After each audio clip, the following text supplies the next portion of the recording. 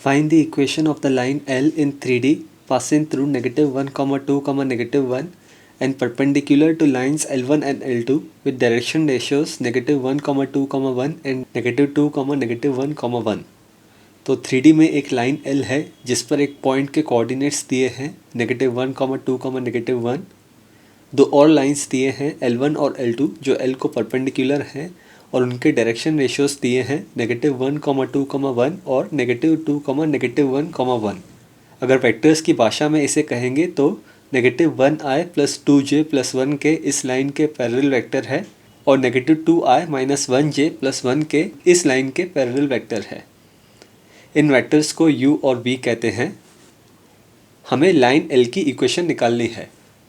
जैसा कि पहले हमने कई बार देखा है, 3D में लाइन की इक्वेशन के लिए हमें दो चीज़ें चाहिए, लाइन पर कोई भी एक पॉइंट के कोऑर्डिनेट्स और कोई भी एक वेक्टर जो लाइन को पैरेलल है। हमें लाइन पर एक पॉइंट के कोऑर्डिनेट्स तो दिए हैं, हमें सबसे पहले L के कोई भी एक पैरेलल वेक्टर निकालना है बाकी दी गई चीज़ों में से। अभी L दोनों L1 और L2 को परपेंडिकुलर है, मतलब उनके पैरेलल वेक्टर्स u और v को भी परपेंडिकुलर है क्योंकि u और v L1 और L2 को पैरेलल हैं। तो लाइन L दोनों u और v को परपेंडिकुलर है, या हम ऐसा बोल सकते हैं कि u और v के प्लेन को परपेंडिकुलर है। हमें लाइन L की इक्वेशन के लिए एक वेक्टर चाहिए जो L को पैरेलल है, मतलब एक वेक्टर चाहिए जो इस प्लेन को परपेंडिकुलर है, मतलब एक वेक्टर चाहिए जो दोनों u और v को परपेंडिकुलर है। तो सॉल्यूशन में सबसे पहले हम u और v वेक्टर्स का क्रॉस प्रोडक्ट निकालेंगे। u क्रॉस v या v क्रॉस u दोनों में से कोई भी एक चलेगा। ये दोनों क्रॉस प्रोडक्ट्स दो वेक्टर्स हैं जो दोनों u और v को परपेंडिकुलर होते हैं। हम किसी को भी चुन सकते हैं लाइन L की इक्वेशन निकालने के लिए। हम u क्रॉस v निकालते हैं।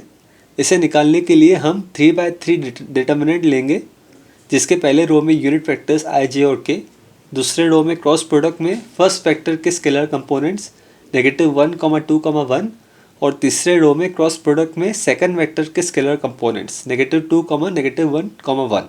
डिटर्मिनेंट एक्सपांड करने के बाद u क्रॉस v मिलेगा 3i - 1j + 5k।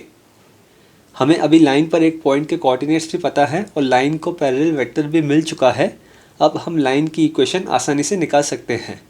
इक्वेशन निकालने के लिए हम डायरेक्ट फार्मूला अप्लाई करते हैं, symmetric form of equation of line की। इस इक्वेशन में a, b और c लाइन पर गिवन कोऑर्डिनेट्स हैं जो है -1, 2, -1। d1, d2 और d3 लाइन के कोई भी एक पैरेलल वेक्टर के स्केलर कंपोनेंट्स, मतलब वो यहाँ पे u क्रॉस v के स्केलर कंपोनेंट्स हैं 3, -1, 5। तो ये लाइन L की इक्वेशन है। अंत में मुझे एक और बात कहनी है, अगर u क्रॉस v 0 वेक्टर आता था तो ये इम्प्लाई करेगा कि u और v पैरेलल वेक्टर्स हैं, मतलब L1 और L2 भी पैरेलल लाइंस हैं।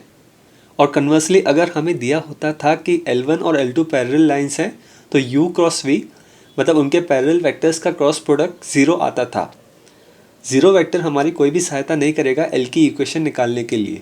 इसलिए ऐसे प्रॉब्लम्स में ये ज़रूरी है कि L1 और L2 L को परपेंडिकुलर हैं पर वे एक दूसरे को पैरेलल ना हो। इस वीडियो को देखने के लिए धन्यवाद।